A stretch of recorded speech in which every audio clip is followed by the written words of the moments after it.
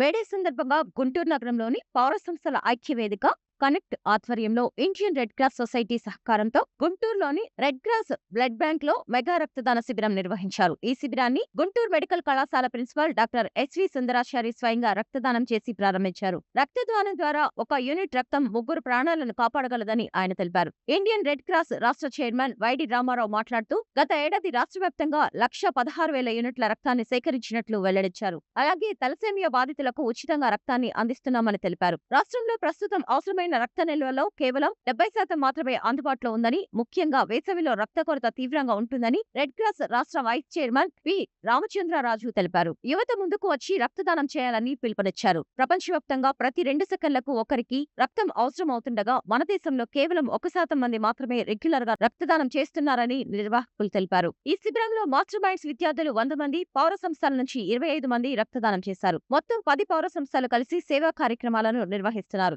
రక్తదానం చేయడం ద్వారా ప్రాణాలను కాపాడవచ్చని సందేశంతో ఈ కార్యక్రమం స్ఫూర్తిదాయకంగా నిలిచింది. ఒక 80 మంది మానసిక వికలాంగులున్న పురుషులకి గత 10 సంవత్సరాలుగా సేవలు అందిస్తూ ఉన్నారు. సో ఆ సంస్థకు ఒక 2 లక్షల రూపాయలు ఇచ్చారు. మా బంధువు ఒక అబ్బాయి చేత ఒక 15 లక్షల రూపాయల ఖర్చుతో మానవతా సహకారంతో ఆ కార్మిక సేవా సదనకి చుట్టూ కాంపౌండ్ వాల్ డెవలప్ చేశారు. అంటే ఈ రక్తదానం కూడా సేవా కార్యక్రమంలో ఒక భాగంగా మారాలి.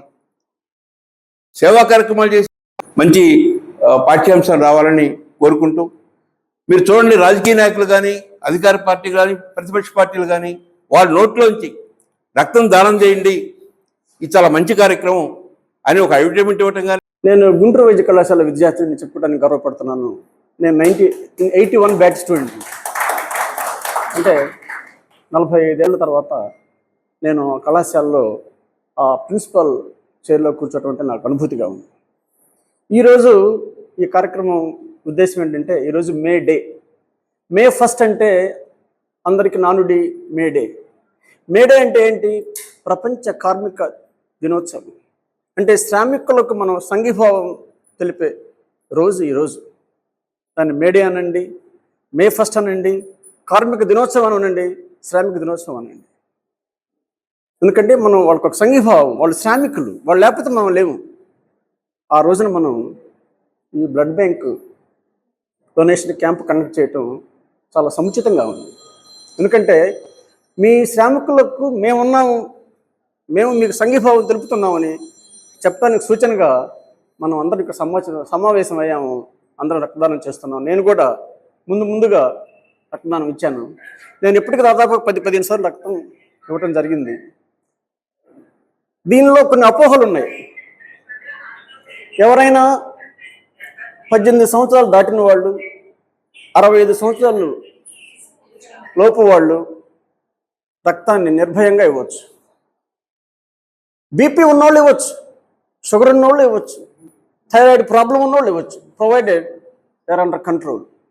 ఇలాంటి అపోహలు లేకుండా మీకు తెలియజేయడం కోసం నేను ఇచ్చాను. నాకు బీపీ లేదు, నాకు డయాబెటీస్ లేదు, ఉన్నా ఇవ్వచ్చు అనేది మీకు నేను తెలియజేస్తున్నాను.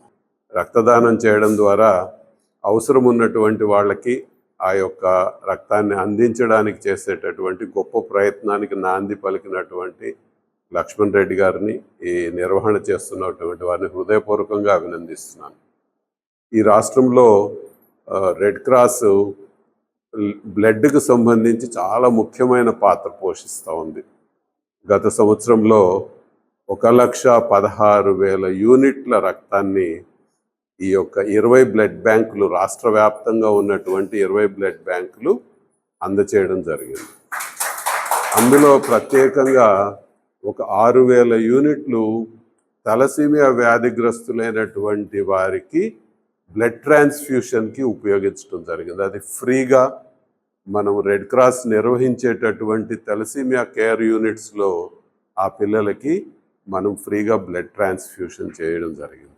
ఇప్పుడు మొత్తం రాష్ట్రం అంతా కూడా శ్రీకాకుళం నుంచి మొదలుపెట్టి తిరుపతి నుంచి కర్నూలు దాకా వివిధమైనటువంటి ముఖ్య పట్టణాల్లో తలసీమియాకు సంబంధించినటువంటి సేవా కేంద్రాలని ఇప్పటికే దాదాపుగా ఒక 9 కేంద్రాల్లో నడుస్తూ ఉన్నాయి.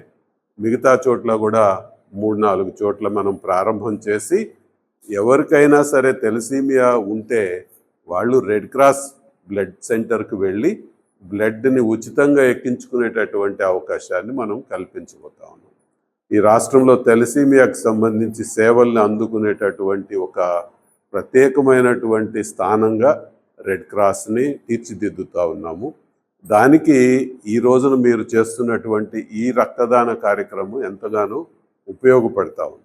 ఈ గుంటూరు నగరంలో ఒక 1000 కుటుంబాలు ఉన్నాయి. నా డ్రీమ్ ఏంటంటే ఆ 1000 కుటుంబాలు అతి పేదలు.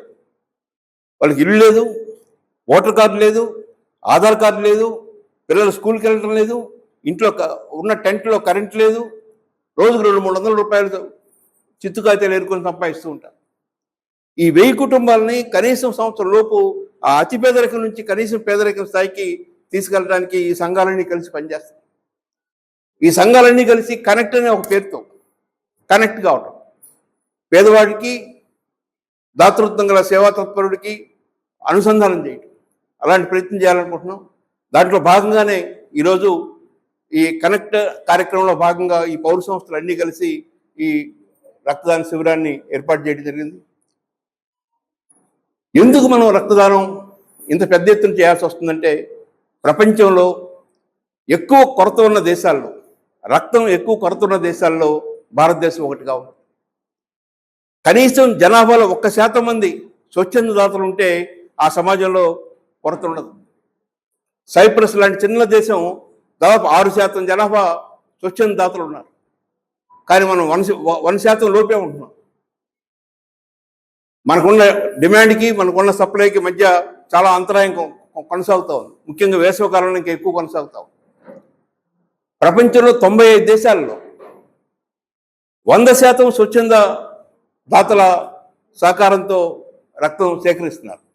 కానీ మన దేశంలో ఇప్పటికీ 70% మాత్రమే స్వచ్ఛంద దాతలు ఉన్నారు. మిగతా 30% మంది రకరకాల కారణాలతో బ్లడ్ ఇచ్చే పరిస్థితి ఉంది. మన దేశంలో ప్రతి 100 మందిలో 96 మంది పురుషులు మాత్రమే బ్లడ్ ఇస్తున్నారు, 4 మాత్రమే స్త్రీలు బ్లడ్ ఇవ్వగలుగుతున్నారు. ఆ రక్తహీనత అనేది, ఆ బలహీనంగా ఉండటం, బరువు లేకుండా ఉండటం, ఈ కారణాలతో మహిళలు రక్తదానం చేయడానికి ముందుకు రాలేని పరిస్థితి చూస్తూ ఉన్నాం. జర్మనీ, నెదర్లాండ్స్, నార్వే, స్వీడన్ ఇలాంటి అనేక దేశాలు